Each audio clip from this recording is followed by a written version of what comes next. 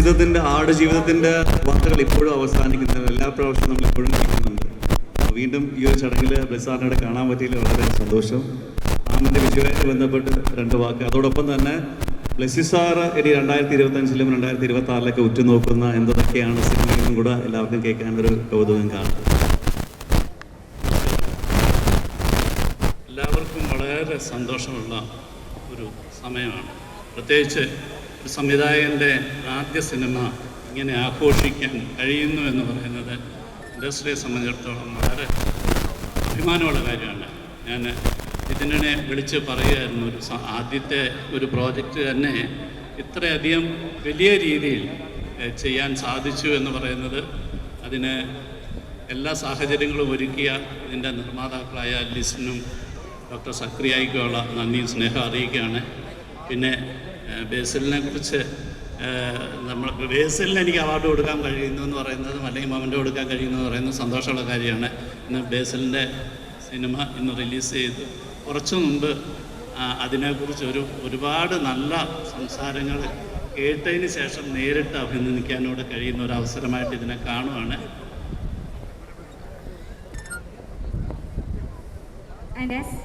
Moment hand over ചെയ്യുന്ന seminar നമ്മൾ കിടക്കുകയാണ്.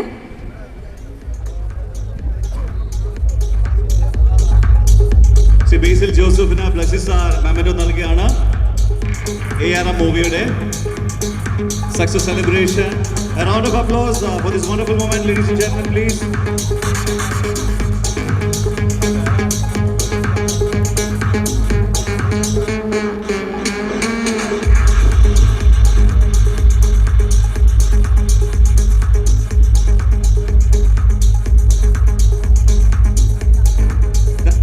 Thank you, Blessed sir. Thank you, Basil. Thank you, sir.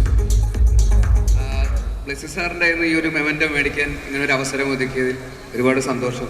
Being A fan boy, Aadujeevitham വരെ ഉള്ള സിനിമകൾ അത്രയേറെ ഇൻസ്പയർ ചെയ്തിട്ടുള്ള ഒരു സംവിധായകൻ എന്നുള്ള നിലയിൽ ബ്ലെസ്സി സാർ ഇങ്ങനെ ഒരു വേദിയിൽ ഇവിടെ എത്തുകയും ഈ ഒരു മൊമെൻ്റ് നൽകുകയും ചെയ്തതിൽ എനിക്ക് ഒരുപാട് സന്തോഷം. Jithin, thank you for the opportunity. Thank U